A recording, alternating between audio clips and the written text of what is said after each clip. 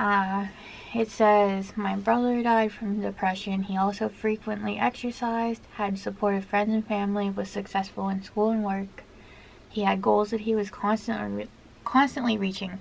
He still killed himself. People who are depressed are not weak-minded. They are sick. Understand this. I don't know. That my phone needs clean. It got makeup all over it.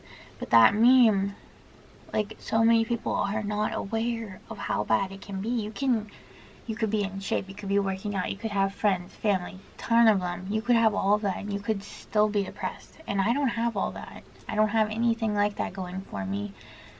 Like, I could list reasons of why I'd feel like giving up now, but I'm not gonna do that. But just the point that, like, even those who do have it all, or those who seem to have it all, like me, apparently, it doesn't mean that that mental illness isn't going to take over and start causing those thoughts. It doesn't mean that you are weak-minded. It doesn't mean that you're choosing some easy way out. It's nothing like that. It takes so much courage and strength to fight off those thoughts.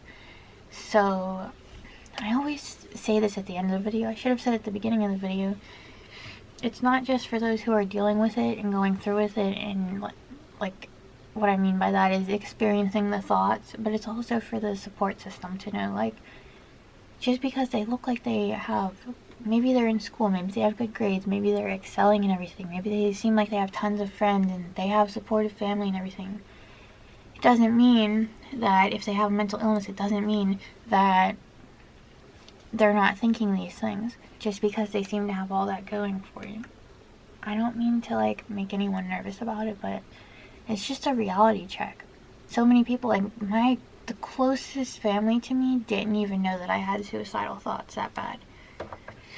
I'm not sure how you miss that, but they thought that I was just being a teenager and that I was just, like, in a phase or whatever. And it's like, yeah, no, just no. I talked to a family member today about how suicidal I really was, and I was like, I don't think you even understand how suicidal I was. How many times I was this close to taking my own life.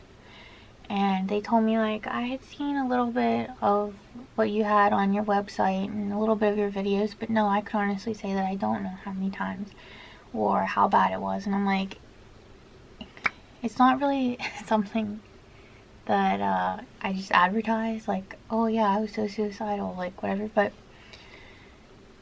they went on to tell me, well, I just don't understand, like, how could you feel that way? You have everything going for you.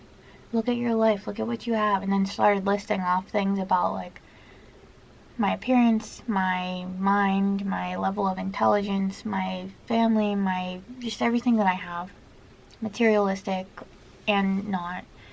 And I was like, okay, but how about this, and this, and I, like, gave a list of things that are just not so great.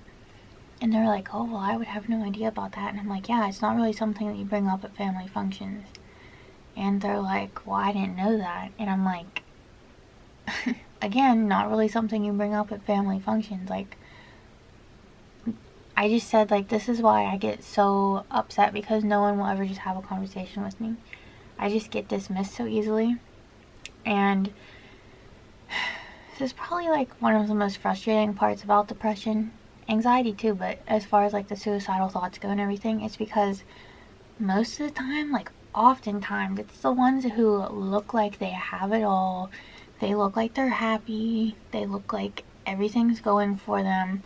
They're usually the ones who are the most isolated, the most alone, the most just dismissed and everything else. And I think I made a video about this before too. I just don't want to sound repetitive in case you've seen them all, which I doubt anyone has, but it's like, you can't make the assumptions based off of what you see that someone has materialistically or physically or whatever it is, family. I went on to give the reality check of what my life is actually like. And people just don't realize, because even social media, like, I am really starting to hate it. The only reason I still have it is for this, but like it's the only way I'm reaching people. But it's like, even social media, you share with people what you want them to see. You share what you want them to know. You don't always necessarily say, like, oh, hey, like, this horrible thing just happened. Like, I feel so isolated. I feel so alone. Because when I do post those things and it comes across as, like, attention seeking, it really is, though. And I hate when people say, like, oh, people are just posting this for attention. Like, it could be that they are. I've done it before. It's because you feel completely isolated, completely alone. Like, you have absolutely no one to talk to, no one to go to, no one to hang out with, like, not even to talk on the phone with or text. Like, that's how it is sometimes. And people don't understand that. Like, apparently I come across like I have a lot of friends. I don't. I do not. I don't have a big family. I mean, the list goes on. Like, over half the time, like, I'm alone. No one talks to me or anything throughout the day. Like, it's just me, myself, and I, really. And I'm very thankful that I have my little dog who's sleeping right here. And yeah, that's the reality of it. And I just can't stand when people say, well, I don't understand how you could get to that point of feeling like you want to take your own life. Well, yeah, because I'm mentally ill. Like, it's not something I can explain.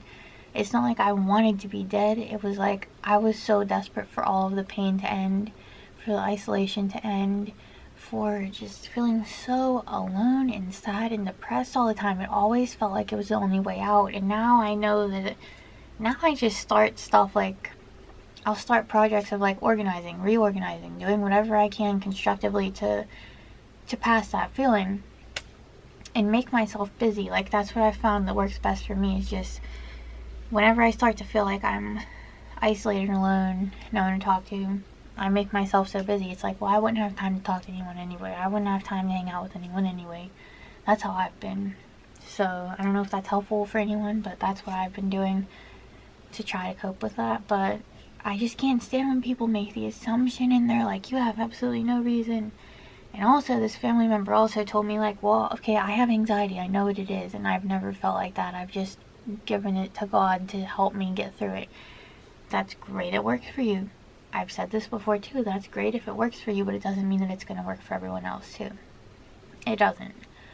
I don't really know, like, what my beliefs are. I'm all over the place with my beliefs and my belief system, but that's not, like, frowning upon what gets them through or anyone else through. Like, that's fantastic if it works for you.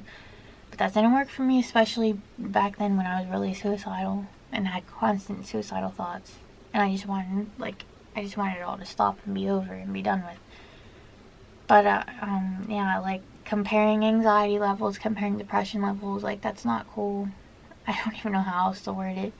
Like, oh, I've had anxiety, I know what that is, but I've never gotten to that point, so how could you?